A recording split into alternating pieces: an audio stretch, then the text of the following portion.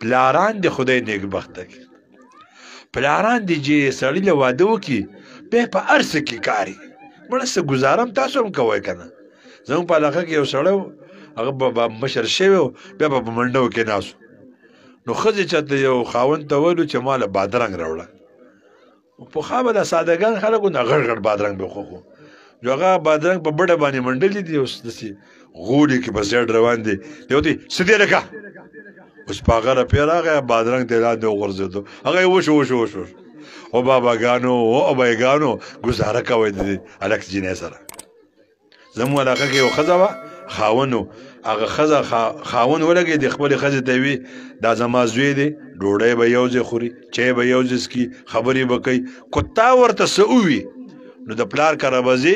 زه د دوی سره ولاړ یم ګورې نن وخته پورې د هغې هلکه جینۍ خفګان نه دی راغلی مور سره هم خوشحاله پلار سره هم خاوند سره هم خوشحاله زموږ میندې موږ له ودونه وکړي یاره بچیه خو داسې جینۍ مې درنه کتلې ده هوره ده میمه ده مور یې ډېره ښه ده او پلار خو سوایه منځبرګ دی په تبلیغونو ګرځي وروڼه یې ډېر ښه دي اوس چې هغه کور ته راشي نو هغه هم انسانه ده چېرته تیزه خبره وکړي نو دی وایي دا مور داسې ده د دې پلار داسې دی نو مخکې خو پلار ټیکو زبرګ و مخکې خو موره ښه وه اوس چې تا ته یې خبره وکړو نو نقصاني شوه نو مور یې په دې کې زما څه ګناه دي دا خو ستا ګناه تا رالله کړې وه نو ګزاره ورسره وکئ خاوندانو کله کله ول سره وړي پټ پټ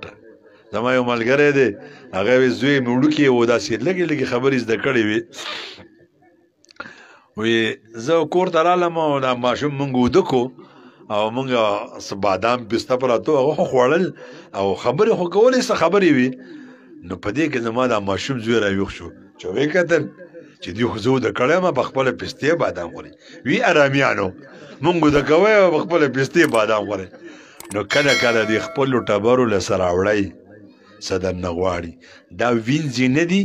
نه دا غلامان دي نه دا په پیسو تاسو اخیستي دي چې کله درته وایي د پلار کره مې بوزه بوزئ په کائنات کې د دې مجبورې زنانه سره ډېر درګذر وکړه د تا دپاره پلار پرېښود مور یې پرېښوده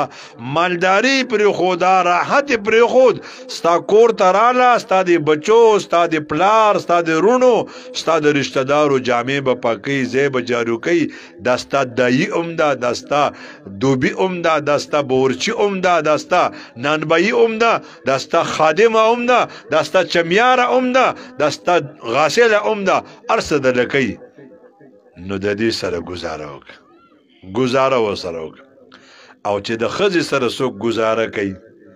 الله وایي زما د یو بنده سره ګزاره کوي زه به د تا سره ګزاره کوم